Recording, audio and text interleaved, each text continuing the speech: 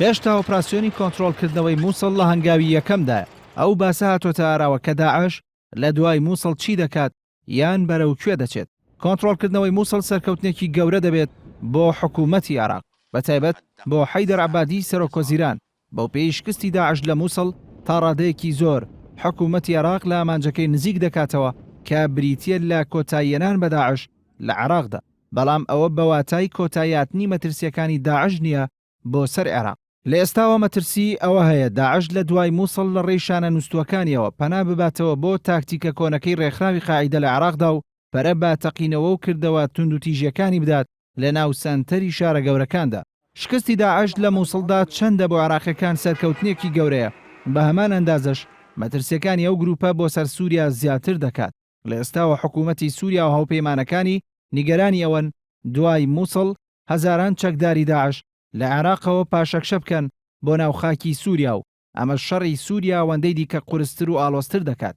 سێرگی لاڤرۆڤ وەزیری دەرەوەی رووسیا لە دوای لێدوانی دانیگەرانی خۆی لە پاشەکشەی چەکدارانی داعش بۆ ناو خاکی سووریا دەربڕی.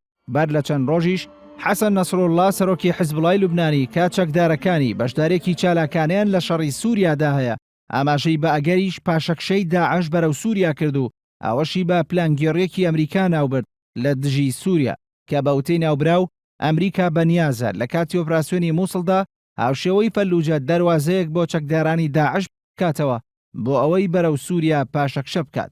ڕۆژی دووشەمەی ڕابردووش لە لێدوانێکی هاوشێوەدا یەحیا ڕەحیم سەفەوی فەرماندەی گشتی پێشووی سوپای پاسدارانی ئێران و یاریدەدەری سەربازی عەلی خامنەیی ڕێبەری باڵای کۆماری ئیسلامی ئێران ئاماژەی بەوەدا تا کۆتایی ئەم ساڵ مووسڵ کۆنتڕۆڵ دەکرێتەوە و دوجار چەکدارانی داعشیش بۆ ناو خاکی سووریا پاشەکشە دەکەن.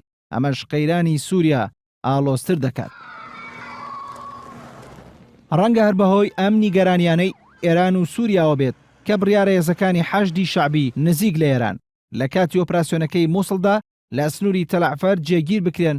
پێدەچێت یەکێک لە مەبەستەکانیان ئەوە بێت ڕێگر بن لە پاشەکشەی چەکدارانی داعش بۆ ناو خاکی سووریا. لەلایەکی ترەوەکردنەوەی دەواازەیەک بۆ پاشەکشەکردنی چەکدارانی داعش لە مووسڵ دەتوانێت بژاردەیەکی گونجاویش بێت بەهۆی ئەوەی لە ڕووی سەربازیەوە ئۆپراسیۆنەکە زووتر کۆتایی پێدێ و ئەمەش هەم لە بەرژەوەندی دانیشتوانی مووسڵە و هەم لە بەرژەوەندی هێزە بەشدارەکانە لە ئۆپراسیۆنەکەدا. بەڵام لە ئەگەری پاشەکشەکردنی چەکدارانی داعش بۆ ناو سووریا ئەو گروپە هەموو هێزی خۆی لە ناو سووریادا چڕ دەکاتەوە کە ئەمەشیان نە لە بەرژەوەندی حکوومەتی سووریا و هاوپەیمانەکانیەتی و نە لە بەرژەوەندی هێزەکانی ڕۆژاوای کوردستانە. بەو پێی ئەگەری ئەوە هەیە داعش لە سووریادا زۆرترین هێرشەکانی خۆی بۆ سەر ناوچەکانی ژێر دەسەڵاتی یەپەگا چڕ بکاتەوە.